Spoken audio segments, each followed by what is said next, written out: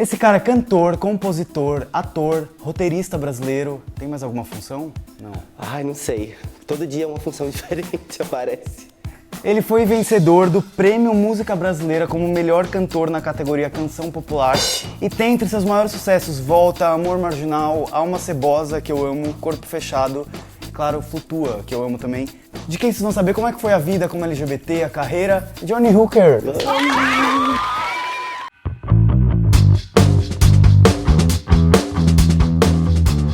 Faz quanto tempo que eu queria gravar esse vídeo? Nossa, muito tempo, né? A gente fala toda hora isso. A gente ficou de marcar, mas finalmente hoje chegou. Esse quadro eu sempre começo perguntando com que letra da sigla LGBTQ, WZ, X as pessoas se identificam. A sua é... G. Seu nome não é Johnny Hooker, né? Não, meu nome é John Donovan. É o mesmo nome do meu avô, que era irlandês. E ele veio pro Brasil depois da Segunda Guerra para ser professor de inglês. Ah, por isso que é John. Isso. O nome dele era John William Donovan. Ele é pai da minha mãe. E sua mãe também tem nome em inglês? Não, tem. Elizabeth. Que família parece real britânica, assim, né? John Elizabeth. E aí, como que veio Johnny Hooker? Johnny Hooker veio na adolescência. Minha primeira paixão, na verdade, foi pelo cinema. E a música veio como uma maneira de me expressar na adolescência e ficou, assim, o bichinho da música me mordeu de uma maneira que não teve mais volta. E na época, na adolescência, eu andava com um grupo, o grupo dos excluídos, né? Que era onde estavam... Ah, eu também. Minha turminha tinha, tipo assim, nossa, era muito. Sempre tem, tipo, o grupo que anda, as lésbicas, os gays, as pessoas que não estão em conformidade com o padrão. Uma pessoa mais andrógena, a outra cheia de tatuagem, o outro que... Uma pessoa mais magra, uma pessoa mais gorda, uma pessoa que fuma, uma pessoa que... Todo mundo que não é exatamente, né, o padrão acaba sendo acolhida nesses grupinhos, né, que se formam. E eu me apaixonei por uma menina quando eu tinha, acho que uns 14 anos, 14, 15 anos, que ela estudava na minha sala. E a gente ficou muito amigo e eu acabei me apaixonando por ela e a gente acabou namorando. Sendo que na época, Você se atraía mesmo por ela?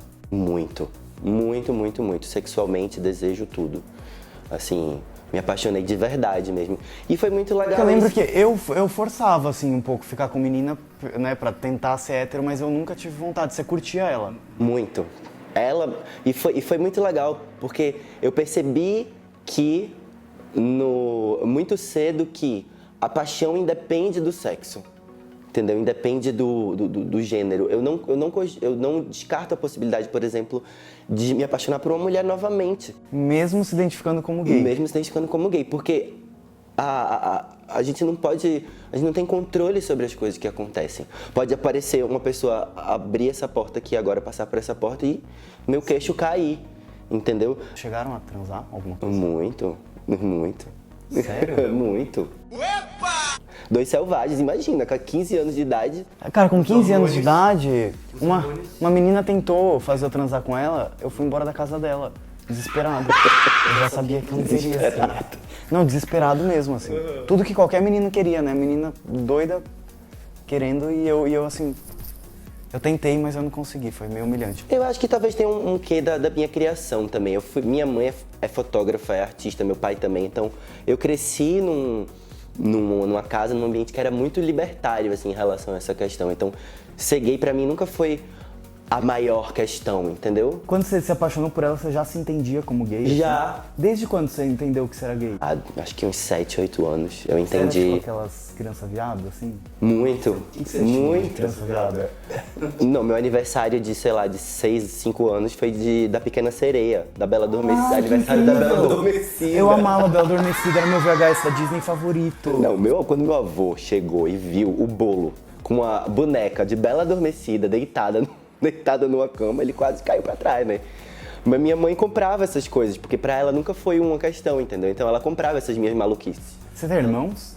Tenho muitos. Tenho 3 por parte de irmã. E por eles tudo bem? Ou, tipo, Nossa, a gente se ama muito, assim. É uma família Mas não era um problema você ser um menino que gostava de algumas coisas femininas, assim. de jeito nenhum, assim. Eu acho que pela parte do meu irmão, porque tem as meninas, eu acho que elas lidam melhor com isso, né? Porque Eu já reparei. são oprimidas também pelo mundo, então elas entendem, rola um lugar, eu acho, de empatia, né? De gays com mulheres, quando você né? tá É incrível. crescendo, porque elas entendem que elas também, né? Na escola, nosso lugar seguro é no grupo das meninas, né? Exatamente, é como se elas olhassem e falassem. E elas acolhem, é uma entendimento coisa meio... Tem um entendimento intuitivo de que elas também sofrem o que a gente sofre, né? Então, mas eu acho que quando meu irmãozinho, o que é o mais novo da minha mãe, eu lembro que enquanto ele estava crescendo, ele estranhava um pouco, mas era mais o choque, porque eu pintava o cabelo toda semana, eu chegava em casa sem sobrancelha, eu acho que era mais o choque do visual, assim. E do que eu te conheço, você já ficou com menina, com menino? Sim. Você ficou com uma travesti? Fiquei. E você se entende gay mesmo com todo esse leque de desejos que você já sentiu na vida? Assim, Você não diria eu você acho que é fã? porque é majoritário. Eu acho que a gente tem várias maneiras de expressar. O leque, né, da sexualidade humana, ele é muito amplo, né? Eu acho que majoritariamente gay, entendeu? Majoritariamente. Meu desejo sexual, ele é direcionado majoritariamente a homens, Entendi. entendeu? Mas não exclui outros campos do espectro, né? Pra mim é normal, entendeu? Então muita gente se choca muito, eu fico muito assustado, assim. Porque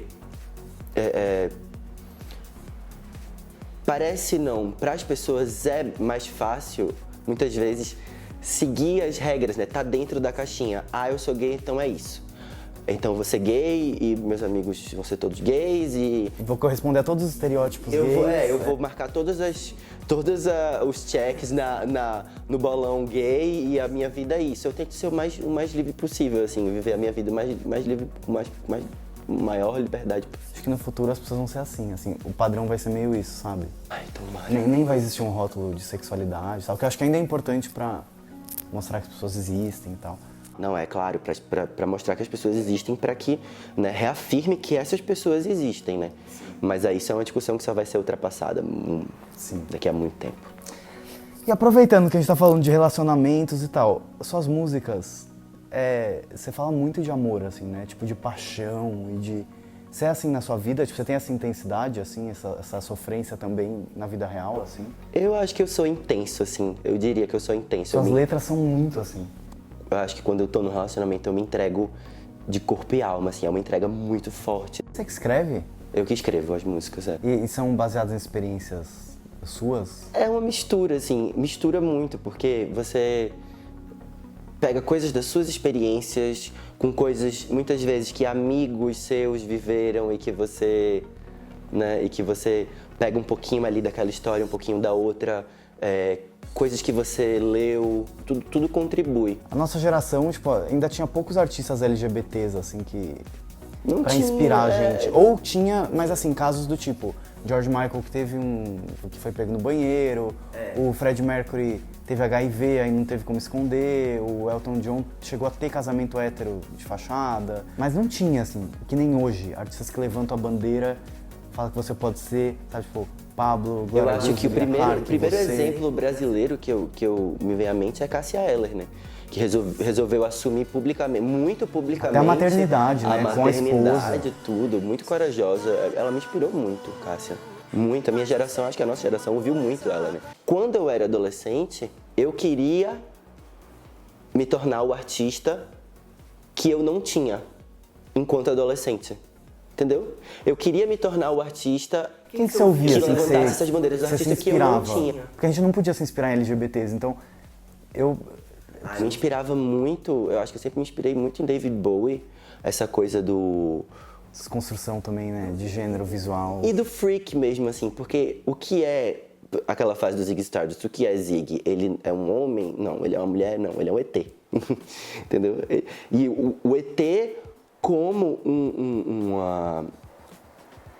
como uma alegoria, o ET como uma alegoria de não se encaixar. Madonna, você é muito fã, né? Eu li também. Ela me fez entender muito o meu lugar no mundo, assim, quando eu assisti Na Cama com Madonna, criança ainda, eu fiquei abismado, assim, eu falei, gente, eu quero fazer isso.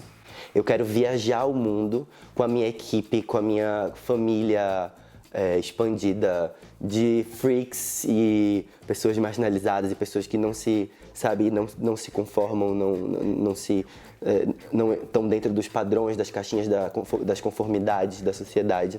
E falando ainda dessa coisa de posicionamento político e tal, a maior polêmica que teve com você até hoje é a história do Jesus travesti. Que muita gente te defendeu, muita gente se ofendeu, muita gente te criticou. Como é que foi pra você passar por essa polêmica? Quando você falou, você imaginou que isso ia...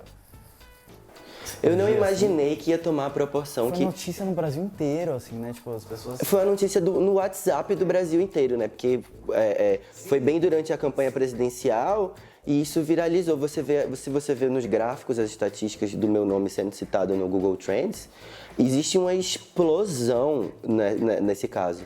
Então foi uma coisa que viralizou no WhatsApp das famílias, né? E eu tô aqui hoje pra dizer pra vocês que Jesus é travesti, sim!